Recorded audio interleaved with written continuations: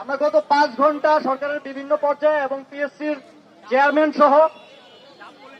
পিএসসির যারা দায়িত্বশীল আছেন, আপনারা জানেন পিএসসি একটি সাংবিধানিক প্রতিষ্ঠান,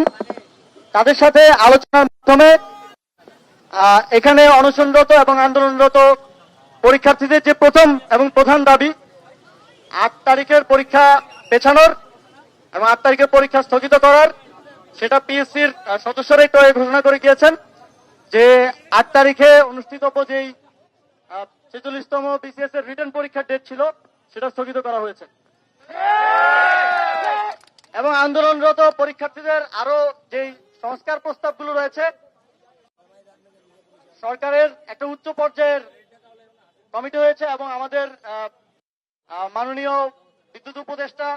ফাজুল কবির খান ভাইকে সেটার দায়িত্ব দেওয়া হয়েছে। সংস্কারের বাকি বিষয়গুলো নিয়ে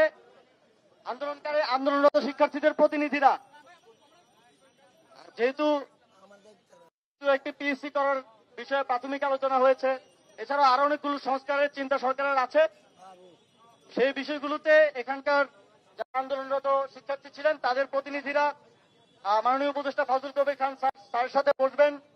ওনাদের মতামতগুলো দিবেন এবং পিএসসি পর্যায়ে যে সংস্কারগুলো করা সম্ভব সেগুলোর বিষয়েও পিএসসির যারা দায়িত্বশীল আছেন ওনাদের সাথে বসে আন্দোলনরত শিক্ষার্থীরা আলোচনার মাধ্যমে পিএসসির একটা দীর্ঘমেয়াদী সংস্কারের জন্য কাজ করবেন। আমরা বিশ্বাস করি আগামী দিনে সর্বোচ্চ স্বচ্ছতা এবং নিরপেক্ষতার সাথে নিয়োগ প্রক্রিয়া সম্পন্ন করার জন্য যথাযথ সংস্কারের মাধ্যমে এবং শিক্ষার্থীদেরকে এই সংস্কারের সাথে কার্যক্রমের সাথে তাদের অংশগ্রহণ নিশ্চিতের মাধ্যমে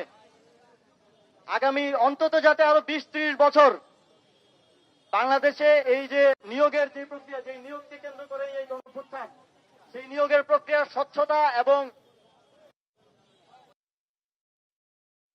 নিশ্চিত করা যাবে, সেক্ষেত্রে আপনাদের সকলের সহযোগিতা এবং সমর্থন প্রত্যাশা করছি। ধন্যবাদ সবাইকে।